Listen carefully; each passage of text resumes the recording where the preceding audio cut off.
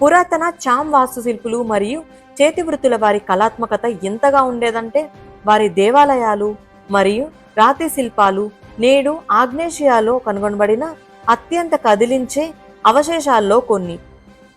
మధ్య వియత్నాంలోని ఫ్యాన్రంగ్ పట్టణానికి పశ్చిమాన 6 కిలోమీటర్ల దూరంలో హో క్లాంగ్ గరై అని పిలువబడే 3 మర్మమైన ఇటుక ఆలయ గోపురాలపైన ఒక చిన్న కొండ ఉంది.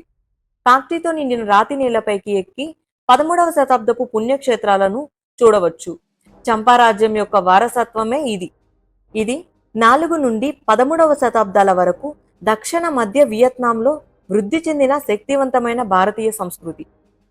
భారతదేశం ఎంత శక్తివంతమైన దేశమో చెప్పడానికి ఇదే తార్కాణం. చంపారాజ్యం దాని అత్యున్నత దశలో చైనా, భారతదేశం, ఇండోనేషియా మరియు పర్షియా మధ్య సుగంధ ద్రవ్యాలు అలాగే వాణిజ్యాన్ని నియంత్రించింది. విశ్వనగరంగా ఉన్న ఈ సంస్కృతి భారతదేశం నుండి స్వీకరించబడిన హిందూ నమ్మకాలచే బాగా ప్రభావితమైంది. వారి అనేక మందిరాలు మహాశివుడిని గౌరవిస్తాయి. తరచుగా లింగాలను కూడా ఇక్కడ చూపబడుతూ ఉంటారు.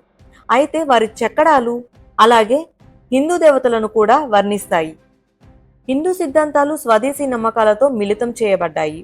అవి స్వర్గపు మేఘాలు మరియు సముద్రపు నురుగు నుండి జన్మించిన పోనగర్ అనే దేవత నుండి వచ్చారని వారి నమ్మకం.